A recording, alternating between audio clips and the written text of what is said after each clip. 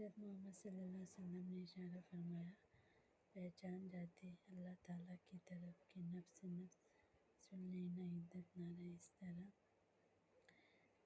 بے شک نہیں، قرآن شریف میں پڑھتے وقت عبادت کے طور پہ عبادت پڑھا جاتا ہے، اس میں بھی کوئی حرج نہیں، اس کا کوئی ظاہر ناظر دلیری بنا لینا جہالت ہے۔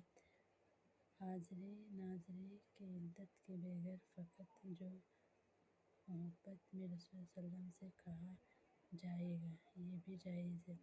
کبھی غفلت، محبت، اشد غم کے حالات میں حاضری ناظری تصویر کے بغیر غیب لفظ بولتے ہیں، یہ بھی جائز ہے۔ کبھی صرف تاکید طریقے کے ساتھ شفاعت خطیبہ کیا جاتا ہے، اس میں بھی کوئی حرج نہیں ہوتا۔ ٹھنڈی رات کو بھی مفید بناتے ہیں، یہ ایک مفید ظاہر ہے۔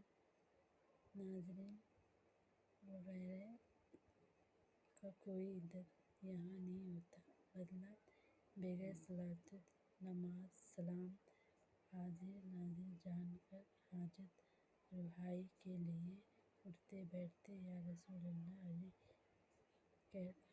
غیر کہنا بے شک ہو جائے ناجائز مفید خلاف اللہ تعالیٰ کے علاوہ کسی اور کے لیے، چاہے نبی ہو یا ولی۔ حاضری ناظر حاجت ہونے کا عدت بالکل غلط ہے، اور بالکل حاضری اور ناظر صرف خدا کی ذات کا ہے۔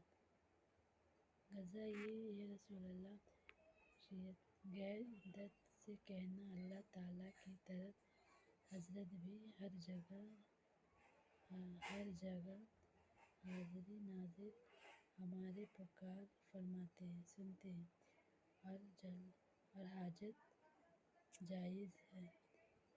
اپنی عدت کو نہ ہونے دو، لیکن عدت پکڑنے کا اندیشہ تب بھی جائز نہیں، اس کے سامنے ایسا کلمہ کہے، یہ کلمہ کفر ہو جاتا ہے۔ فتح مفید حضرت محمد صلی اللہ علیہ وسلم نے اشارہ فرمایا، مزار مبارک کی ذات فضل کے قریب واجب اور بڑی فضیلت حضرت اعظم کا مزار ہے۔ جب یہ مدینہ اعظم میں ہو تو بہتر ہے۔ حضور صلی اللہ